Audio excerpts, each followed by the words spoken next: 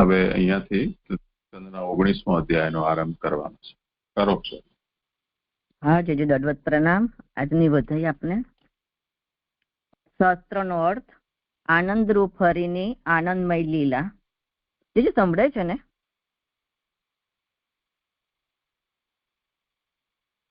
Hello hello સંભળાય છે? કરો. હા હા. આ સ્કંદ 12 એમાં પહેલો અધિકાર જોયો, બીજી સદન લીલા જોઈ, હવે સર્ગ લીલાનો સ્કંદ ચાલી રહ્યો છે. આપણે તેમાં સર્ગ લીલામાં બંધ સૃષ્ટિના 1 થી 19 અધ્યાય અને મુક્ત સૃષ્ટિના 20 થી 33 અધ્યાય છે. તેમાં 1 થી 6 ગુણાતીત, 7 થી 9 સગુણ બંધ સૃષ્ટિ, 10 થી 11 કાલ સૃષ્ટિ, 12 અને 13 અધ્યાય મુક્ત જીવોની સૃષ્ટિનો ઉદ્ભોદગાત છે અને 14 થી 19 એ મુક્ત જીવોની સૃષ્ટિ છે. એમાં 14 થી 19 છે એ મતાંતર છે. હવે 14મા અધ્યાયનો અર્થ છે કે બીજની ઉત્પત્તિ છે. 15મા અધ્યાયમાં જય અને વિજય તેઓના સ્થાનથી વૈકુંઠમાંથી ભ્રષ્ટ થયાનું કહ્યું છે. 16મા અધ્યાયમાં દિતિના ગર્ભમાં પ્રવેશ કર્યાનું કહ્યું. 17મા અધ્યાયમાં તેઓનો જન્મ થયાનું કહ્યું. 18મા અધ્યાયમાં વરુણના વચનોથી હિરણ્યાક્ષનું નાશનું બીજ જણાવેલું છે અને 19મા અધ્યાયમાં તેનો નાશ થયાનું કહેલું છે. 1 નાશનું બીજ, 2 નાશ પામતા હોવાપણું અને 3 નાશ, એવા ભેદથી મરણના 3 અધ્યાયો કહેલા છે. વૈકુંઠમાં રહેનારા ભક્ત ઉત્તમ જીવની એવી સ્થિતિ કેમ થઈ, એવો પ્રશ્ન થાય તો જાણવું કે આ 6 અધ્યાયોમાં કહેલી કથાનું કારણ ઈશ્વર ઈચ્છા જ છે. ઈશ્વરની ઈચ્છા વિના એમ થઈ શકે નહીં. આ 6 અધ્યાયોની કથા ઈશ્વરની ઈચ્છાથી થઈ ન હતી એમ માનીએ તો તેમાં એવી અસંગતિ જણાય છે કે ઉત્તમ કુળમાં ઉત્પન્ન થયેલી દક્ષની પુત્રી અને ઇન્દ્રિયોથી જાણવામાં ન આવે એવા પદાર્થો જાણનાર ઋષિ કશ્યપની પત્ની કામ ઉત્પન્ન થતા માત્ર એક ક્ષણ થોડો સમય રોકવા માટે ઋષિએ પ્રાર્થના કરવા છતાં રોકાઈ નહીં અને તેને નિર્લજ થઈ સંધ્યાના સમયમાં અગ્નિહોત્ર કરતા ઋષિનું વસ્ત્ર પકડી સમજાવવા છતાં પણ તેમને છૂટા ન કર્યા. આવું ભગવાનની ઈચ્છા વિના મર્યાદા પ્રમાણે થાય નહીં. હવે હું પારાયણ કરું છું. PAN number 157. મૈત્રેય ઉવાચ વિરંચ્યના કપટ રહિત અમૃત વચનોનો નિર્ણય કરીને તેમને ઘણું હસી પ્રેમને લીધે દીર્ઘ દ્રષ્ટિવાળા તે વચનનો કટાક્ષથી સ્વીકાર કર્યો. બીજા શ્લોકનું તો છે, એ શ્લોકાર્થ જ નથી છે. હવે ત્રીજો શ્લોક. તેને ગદાથી પ્રહાર કરેલી તે ગદા ભગવાનના કરમાંથી પડી ચક્કર ફરતી પડી શોભવા લાગી. તે અદ્ભુત જેવું થયું. ચોથો. પછી લાભ પ્રાપ્ત કરેલ હોવા છતાં પણ સંગ્રામમાંના ધર્મનું પાલન કરતા સર્વ તરફ સૈન્યવાળાને ઘણું કોપાવતા તેને શસ્ત્રરહિત ભગવાન પર પ્રહાર ન કર્યો. પાંચમો. ગદા પડી અને હાહાકાર નીકળ્યો ત્યારે સર્વશક્તિમાને તેના ધર્મનો આદર કર્યો અને સુદર્શનનું સ્મરણ કર્યું. પોતાના મુખ્ય સેવક દિતિના અધમ પુત્રની સાથે યુદ્ધ કરતા ઉદ્યમી ચક્રવાળા તેમના પ્રતિ તે નહીં જાણનાર દેવોની ખરેખર ત્યારે વિચિત્ર વાણીઓ થઈ કે આપનું કલ્યાણ હો, નો વધ કરો.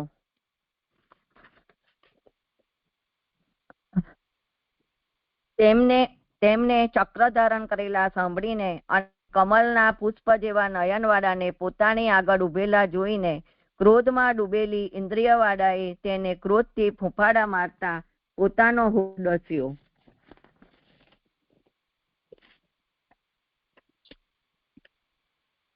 બાળતો હોય તેમ નયનોથી જોતા ભયંકર દહાડવાળાએ પોતાની ગદા સાથે સામા દોડી આવી મારેલ છે એમ કહીને હરિ ઉપર પ્રહાર કર્યો.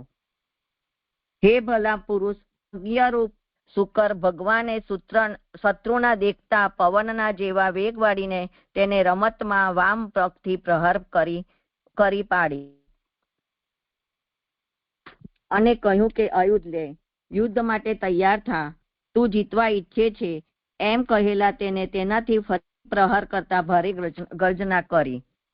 તેને આવતી જોઈને સ્થિર ઊભા રહેલા તે ભગવાને જેમ ગરુડ આવેલી નાગણને પકડે એમ આવેલી તેને રમતમાં પકડી લીધી. પોતાનું પુરુષાતન નાશ પામતા ગર્વ રહિત કાંતિ રહિત થયેલા મોટા અસુરે હરિએ આપવા માંડેલી ગદા લેવાની ઈચ્છા ન કરી. વિપ્રને હણવા મંત્રનો પ્રયોગ કરનારી પેઠે દેહ ધારણ કરેલી યજ્ઞને હણવા માટે બળતા અગ્નિની પેઠે નાશ કરનારું 3 શિખાવાળું શૂલ તેને લીધું. દૈત્યરૂપ મોટા યોદ્ધાએ બલથી સમર્પણ કરેલા આકાશમાં પ્રકાશતા અંદરના વધી ગયેલા તેજવાળા તેને જેમ હરિએ ગરુડના તજેલા પીછાને કાપેલું તેમ હરિએ તીક્ષ્ણ ધારવાળા ચક્રથી કાપી નાખ્યું. હરિના સંબંધવાળા શત્રુએ પોતાના ત્રિશૂલના ઘણા ટુકડા કરતા ઘણા વધેલા ક્રોધવાળાએ તે અસુરે હરિની સામા આવી તેમની લક્ષ્મીવાળી વિશાળ છાતી ઉપર ગર્જના કરતા કઠોર મુક્કીથી પ્રહાર કર્યો અને અદ્રશ્ય થયો. હે સંયમી, તેને આ પ્રકારે પ્રહાર કરેલા ભગવાન આદિશુકરને માલાથી પ્રહાર કરેલા હાથી પેઠે ક્યાંય પણ જરાય કંપ થયો નહીં. પછી યોગ માયા ઈશ્વર હરિ ઉપર તેને ઘણા પ્રકારે માયાનો પ્રયોગ કર્યો. જે માયાને જોઈને ભય પામેલી પ્રજા આનો નાશ માનવા લાગી. 18મો શ્લોક. પ્રચંડ વાયુઓ વાવા લાગ્યા, ધૂળોનો અંધકાર પ્રગટ કર્યો, યંત્રોથી ફેંકાયેલા હોય તેમ દિશાઓમાંથી પથરા પડ્યા. વીજળી અને ગર્જના સાથે અને પરુ કેસ લોહી વીટા મૂત્ર અને હડકા વારંવાર વરસાવતા વાદળાઓના સમૂહોથી સ્વર્ગ જ્યોતિષ ચક્ર રહિત હોવાનું જણાતું હતું. હે પાપરહિત, પર્વતો જાત જાતના આયુધો ફેંકતા દેખાયા. રાક્ષસીઓ નગ્ન ત્રિશૂલ ધારણ કરેલી અને છૂટા મૂકેલા કેસવાળી દેખાવા લાગી. 21મો. પાયદળ, અશ્વ, રથ અને હાથુઓ સાથે શસ્ત્ર ધારણ કરેલા ઘણા યક્ષો અને રાક્ષસો હિંસા કરનારી ઘણી ઘાતકી વાણી બોલતા હતા. પ્રગટ થયેલી માયાઓ પૈકી આસુરી માયાઓનો સારી રીતે નાશ કરનારા પોતાના પ્રિય સુદર્શન અસ્ત્રનો યજ્ઞરૂપ ભગવાને પ્રયોગ કર્યો. તે સમયે પતિની ભવિષ્યવાણીનું સ્મરણ કરતી દિતિના હૃદયમાં એકાએક કંપ થયો, સ્તનમાંથી લોહી નીકળ્યું. પોતાની માયાનો નાશ થયો ત્યારે ફરીથી કેશવ પાસે આવી તેમને ક્રોધથી બાથમાં લેતા આમને બહાર ઉભેલા જોયા. 25. વજ્રના જેવી પ્રબળ મુક્કીઓથી સારી રીતે પ્રહાર કરતા તેને જેમ ઇન્દ્રે વૃત્રને મારેલો તેમ ઇન્દ્રિયોથી ઉત્પન્ન થયેલા કર્મ જેમને પહોંચતું નથી તેવા ભગવાને કાનના મૂળમાં હાથથી પ્રહાર કર્યો. 26. વિશ્વ રચનારે અવગણનાથી સહેજ પ્રહાર કરેલો તે ચોતરફ ભમતા ગાત્રવાળો, ઊંચા ચડેલા 2 લોચનવાળો, વિખરાયેલા હાથ પગ તથા કેસવાળો થઈ જેમ વાયુએ ઉખાડી નાખેલું ઉત્તમ વૃક્ષ પડે તેમ પડ્યો.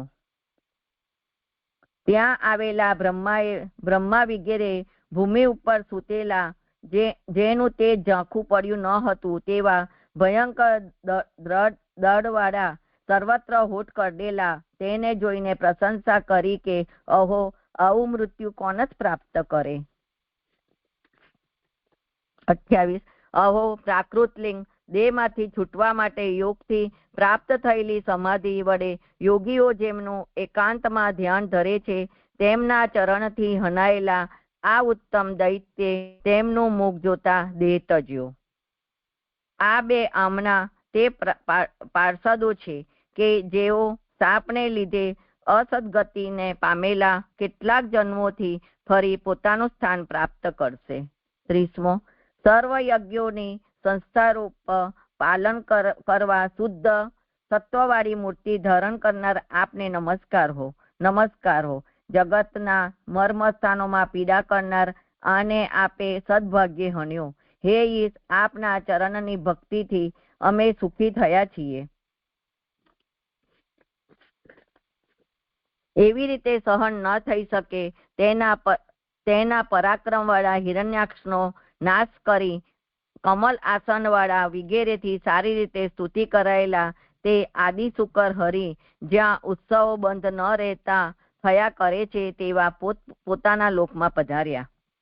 હે ભલા મિત્ર, જેમ ઉદાર પરાક્રમ વાળા હિરણ્યાક્ષનો મોટા યુદ્ધમાં રમકડાની પેઠે નાશ કર્યો, તે અવતાર ધારણ કરેલા હરિનું ચરિત્ર જેવું હું ભણેલો તેવું મેં તને કહેલું છે.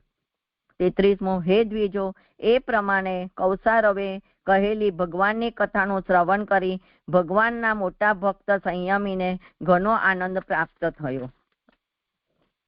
પવિત્ર કીર્તિવાળા અને હદ રહિત યશવાળા બીજા સત્પુરુષોની કથાનું શ્રવણ કરીને આનંદ થાય તો પછી શ્રીવત્સના ચિહ્નવાળાની કથા સાંભળવાથી થાય તેમાં કહેવું શું? 35મો. જેમને મગરે ગળેલા પોતાના ચરણ કમલનું ધ્યાન ધરતા ઉત્તમ હાથીને હથણીઓ રટતી રહી હતી ત્યારે સંકટમાંથી ઝડપથી મુક્ત કરાવ્યો. સરળ બીજું શરણ અને જેમને નથી તેવા મનુષ્યોથી સહેલાઈથી પ્રસન્ન કરાય તેવા અને દુષ્ટો સુખથી પણ પ્રસન્ન ન કરી શકે તેવા તેમને ઉપકાર જાણનાર કોણ જ ન સેવે? 37. હે દ્વિજો, પ્રયોજન માટે શુકરનો દેહ ધારણ કરનારની ઉત્તમ ક્રીડારૂપ મહા અદ્ભુત હિરણ્યાક્ષના વધનું જે યથાર્થ પ્રકારે શ્રવણ કરે છે, ગાન કરે છે અને અનુમોદન કરે છે તે બ્રાહ્મણના વધથી પણ મુક્ત થાય છે. હે વહલા, આ ઘણું પુણ્યવાળું, ઘણું પવિત્ર, ધન આપનારું, યશ આપનારું, આયુષ્યને અને ઉપકારનું ધામ, યુદ્ધમાં પ્રાણ અને ઇન્દ્રિયોના ધૈર્યને વધારનારું છે અને શ્રવણ કરનારને અંતે નારાયણ રૂપ ફળ પ્રાપ્ત થાય છે. ઇતિ શ્રી લક્ષ્મણ ભટ્ટના પુત્ર શ્રીમદ વલ્લભ દીક્ષિતે રચેલી શ્રીમદ ભાગવતની સુબોધિનીમાં 3જા સ્કંદનો 19મા અધ્યાયનું વિવરણ સમાપ્ત થાય છે. હવે ભાગવત કરું છું. PAN number 4.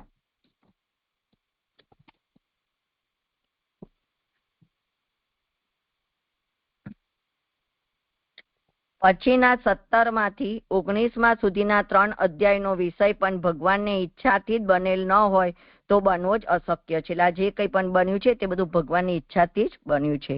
આ અધ્યાયોમાં હિરણ્યાક્ષ અને હિરણ્યકશિપુની અલૌકિક ઉત્પત્તિ વર્ણવેલી છે. કારણ કે મોટા પુરુષની સામાન્ય રીતે ઉત્પત્તિ થતી હોય ત્યારે ખરાબ શુકનો અધ્યાય 17માં 3 થી 15 એમાં બતાવે છે થતા નથી. વળી તેઓની વૃદ્ધિ 16 થી 17 તથા દિગ્વિજય 19 થી 23 એ પણ અલૌકિક છે. 5મા એટલે કે 18મા અધ્યાયમાં હિરણ્યાક્ષ સ્વામી ભગવાન વરાને દુષ્ટ વચનો 3 થી 5માં કહે છે અને તેમની સાથે યુદ્ધ પણ કરે છે. આ સર્વ અયોગ્ય છે. વળી બ્રહ્માને વરા ભગવાન હિરણ્યાક્ષને કદાચ હની નહીં શકે એવો ભ્રમ થાય છે, એટલે આવો બ્રહ્માજીને મોહ થાય છે અને તેને તરત હણવાને પ્રાર્થના કરે છે. એ 22 થી 28માં બ્રહ્માનો આવો ભ્રમ થાય તે બહુ અયોગ્ય છે. હવે છઠ્ઠા એટલે 19મા અધ્યાયમાં જણાવેલ વિષય પણ શ્રી કૃષ્ણની ઈચ્છા વિના બનેલ હોય તો ઘણો જ અયોગ્ય છે. કારણ કે આ અધ્યાયમાં હિરણ્યાક્ષ ભગવાનની સન્મુખ તેમના મુખનું દર્શન કરતા તેમનાથી હનાયો છતાં પણ તેને મુક્તિ પ્રાપ્ત ન થઈ. આથી વધારે બીજું શું આશ્ચર્યકારક હોઈ શકે? એટલે ભગવાન જેને મારે તેની તો મુક્તિ થાય, પરંતુ આમાં ભગવાન તેને એમની સામે જ ભગવાન હિરણ્યાક્ષનું મૃત્યુ કરે છે છતાં પણ મુક્તિ થતી નથી. કારણ કે મુક્તિ થવાનું આ નથી થતું તેનું કારણ પણ ભગવાન જ છે. તેથી આ 6 અધ્યાયોના વિષય શ્રી કૃષ્ણની ઈચ્છાથી જ બનેલા એવું તર્ક સાથેનું આખ્યાન આ અધ્યાયોમાં કહેલું છે. મુક્ત જીવોનો જન્મ થાય છે અને ભગવાન જ તેઓનો આ લોકમાં અને પરલોકના ફળનું દાન કરવા સંસારમાં તેઓનો જન્મ કરાવે છે, બીજા કોઈ કારણથી કરાવતા નથી. તેથી સર્ગ સૃષ્ટિ ભગવાનની લીલા છે એમ સિદ્ધ થાય છે. હવે ભાગવત પૂરું થયું. 19મો અધ્યાય, પાન નંબર 157. નામ આમાં આવતા હોય એ યાદ કરી. હા, જે નામ 3 આવે છે.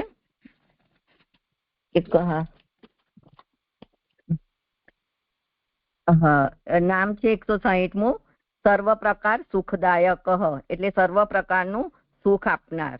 બીજું છે નાના યુદ્ધ પ્રહરણ, એટલે જુદા જુદા પ્રકારના જેમને યુદ્ધના શસ્ત્રો એવા વિવિધ પ્રકારે યુદ્ધમાં આયોજિત પ્રહર કરવાનું જ્ઞાન ધરાવનાર અને ભિન્ન ભિન્ન રીતે શુદ્ધ કરી દુષ્ટોને તાડન કરનાર, એટલે કે શિક્ષા કરનાર. અને 162મું નામ છે બ્રહ્મ શાપ વિમોચક, એટલે બ્રહ્મ યજ્ઞના શાપથી મુક્ત કરનાર. હવે અધ્યાય 19મો, પાન નંબર 157. હવે આપણે આગળના 18મા અધ્યાયમાં જોયું કે આ માયાવી, અહંકારી, અંકુશ રહિત ઘણા દુષ્ટોને બાળકની પેઠે રમાડો નહીં. આ તો જગાડેલો સાપ છે, એટલે એને તુરત જ એટલે વિલંબ ના કરો અને આને મારો, એવું બ્રહ્માજી ભગવાનને કહે છે. તો 17માં આની ઉત્પત્તિ બતાવી, 18માં સ્થિતિ બતાવી. હવે 19મા અધ્યાયમાં હિરણ્યાક્ષનો નાશ જણાવે છે. એટલે ભગવાને વરાહે યુદ્ધમાં હિરણ્યાક્ષનો દૈત્યનો કરેલો નાશ. અધ્યાય 19, પહેલી કારિકા. એવમ સ્થિતિ હરો તસ્ય પૂર્વ અધ્યાયે નિરૂપિતા પ્રલયો બ્રહ્મનો વાક્યાત ભગવત કૃત ઈર્યતે. એ પ્રમાણે ગયા અધ્યાયમાં હરિમાં તે હિરણ્યાક્ષની સ્થિતિ કહી. બ્રહ્માના વાક્યથી ભગવાને કરેલો તેનો નાશ કહેવામાં આવે છે. એટલે આ અધ્યાયમાં હિરણ્યાક્ષનો નાશ કહે છે. બીજી કારિકા. 19 ભગવાન ક્રીડન્યુ મહાસુરમ શુરાનામ મહદ અર્થાય હતવાનીતિ વર્ણ્યતે. 19મા અધ્યાયમાં એવું વર્ણન કરવામાં આવે છે કે દેવોના ઉત્તમ લાભ માટે ભગવાને પોતે રમત કરતા હોય તેમ મોટા અસુરને મારી નાખ્યો. એટલે દેવને લાભ થાય તે માટે અસુરને મારી નાખ્યો. જે અહીંયા કારિકા 2 પૂરી થાય છે. લઉં શ્લોક. હા, હવે ઉત્થાનિકા. એ પ્રમાણે બ્રહ્માએ સ્તુતિ કરી છતાં હિરણ્યાક્ષ ભક્ત હોવાથી ભગવાન તેને હણશે કે નહીં એવો સંદેહ હોવાથી નીચેનો શ્લોક કહે છે. એટલે બ્રહ્માજી આગળ ઘણા બધા વચનો પ્રભુને કહ્યા કે આ પણ છતાં પણ બ્રહ્માજીને થાય છે કે આ તો ભગવાનનો ભક્ત છે, તો તેનો વધ કરશે કે નહીં એવી શંકા બ્રહ્માજીને થાય છે. મૈત્રેય ઉવાચ અવધાર્ય વિરંચસ્ય નિર્વ્ય લિંકામૃતમ વચઃ પ્રહસ્ય પ્રેમ ગંભીરમ તત્પાંગેન સો અગ્રહિત. વિરંચ્યના કપટ રહિત અમૃત વચનનો નિર્ણય કરીને તેમને ઘણું હસી પ્રેમને લીધે દીર્ઘ દ્રષ્ટિવાળા તે વચનનો કટાક્ષથી સ્વીકાર કર્યો. હવે સુબોધિનીજી. આ બ્રહ્મા દેવની સ્થિતિવાળા હોવાથી દ્વેષથી કહે છે કે એવું જ છે એમ ભગવાને તે વચનનો વિચાર કર્યો, તેનો નિર્ણય કરીને હું તેમ જ કરીશ એમ તેનો સ્વીકાર કર્યો. એટલે બ્રહ્માજી દેવ હોવાથી તે દ્વેષથી કહે છે કે આને મારો, એટલે આને મારવા યોગ્ય જ છે. તેથી પ્રભુ કહે છે એમના વચનનો સ્વીકાર કરે છે અને કહે છે હું તેમ જ કરીશ. વિરંચ્ય શબ્દથી પણ તે ખોટું બોલનાર નથી એમ જણાયું. એટલે વિરંચ્ય બ્રહ્માજી માટે છે, બ્રહ્માજી ખોટું બોલનારા નથી એમ જણાવ્યું. કારણ કે રવિ શબ્દ ઉલટાવેલો એટલે વીર થાય અને વિરમ એટલે રવિને ચિનોતી એટલે પ્રાપ્ત કરે બનાવે તે વિરંચ્ય. આ સૂર્ય વગેરેને બનાવનાર છે, અંધકાર બનાવનાર નથી. એટલે આ બધું જે સંબોધન છે એ બ્રહ્માજી માટે કર્યું કહે છે. તેથી તેમનું વચન કપટ રહિત અને અમૃત એટલે હિત કરનારું તથા મીઠું છે. એટલે આ બ્રહ્માજીના વચન છે તે કપટ રહિત અને હિત કરનારું અને મીઠું છે. એવા ગુણવાળાનું વચન સત્ય છે એવો નિર્ણય કરીને બ્રહ્માને ભય પામેલા જાણીને અથવા પોતાની સમીપમાં તેમને જ્ઞાન થયું નહીં, તેથી ઘણું હસીને પ્રેમને લીધે દીર્ઘદ્રષ્ટિવાળા તે વચનનો કટાક્ષથી સ્વીકાર કર્યો. એટલે ભગવાને એમના વચનનો સ્વીકાર કર્યો અને બ્રહ્મા ભય પામેલા જાણીને, એટલે કે બ્રહ્માને આ દૈત્યને મારશે કે નહીં મારે એવો બ્રહ્માને ભય જાણતો, એવું જાણીને પોતાના સમીપમાં તેમને જે આ સંબંધ નથી, તેમને જ્ઞાન થયું નહીં, એ વધારે ખુલ્લું કે ભગવાનને જ્ઞાન થયું નહીં એવું લેવાશે. પછી કરાવો આપ. તેથી ઘણું હસીને પ્રેમને લીધે દીર્ઘ દ્રષ્ટિવાળા તે વચનનો કટાક્ષથી સ્વીકાર કર્યો. એટલે ભગવાને તેમના ઉપર પ્રેમ દ્રષ્ટિ કરી અને કહ્યું તમે નિર્ભય થાઓ. પ્રેમ ગર્ભે ન પ્રેમથી ભરેલા કટાક્ષથી એવો પાઠ હોય ત્યારે ભગવાનની દ્રષ્ટિ પ્રેમવાળી હતી અને તે અધિક પ્રેમ ઉત્પન્ન કરાવશે, એમ તેઓને નિર્ભય રહેવાનું જણાવે છે. એટલે ભગવાનની પ્રેમવાળી દ્રષ્ટિ કરી એમના પર, બ્રહ્માજી પર, અને તેમને નિર્ભય રહેવાનું કહે છે.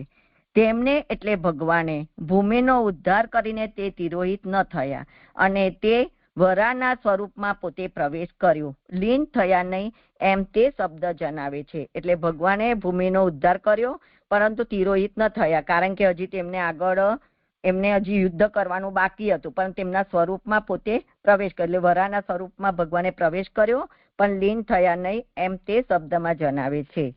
પ્રવેશ કરવાની ફૂટનોટ છે કે પ્રવેશિત નો પ્રવેશ કર્યો એવો અર્થ છે.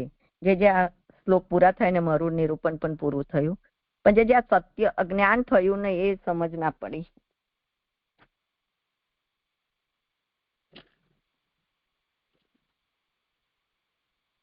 હલો, પ્રહસ્ય શબ્દ છે એનો અહીંયા ભગવાન હસીને કહ્યું એમ કર્યું ને અહીંયા. હા, ભગવાન ઘણું હસ્યા. તો એવમ ગુણયુક્તમ વચઃ સત્યમ ઇતિ અવધાર્ય.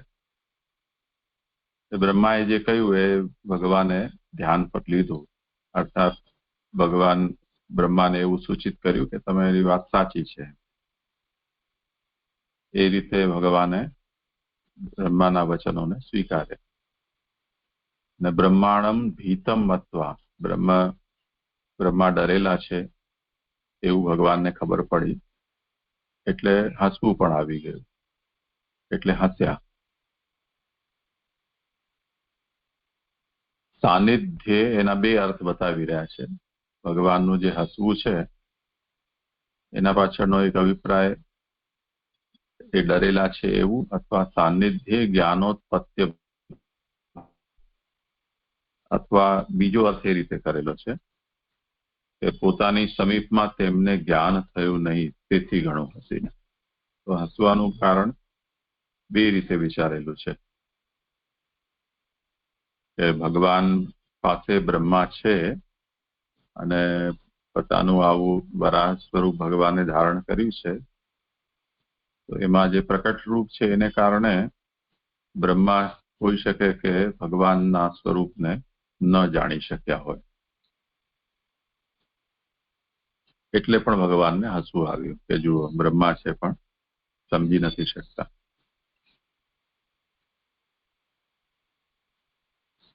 હા, થયું. એટલે ભગવાનનું જ્ઞાન થયું ને એમ ને? નહીં, બ્રહ્માને જ્ઞાન ન થયું કે આ તો સાક્ષાત ભગવાન છે, તો અમે ડરવાનું કે આટલું બધું એમને શું કરવું શું ન કરવું એ બધું કહેવાની કોઈ જરૂરત હોય નહીં. હા હા, થયું. હાજી જી દંડવત પ્રણામ. મારા શ્લોક થઈ ગયા. સારું, અહીંયા વિરામ રાખ.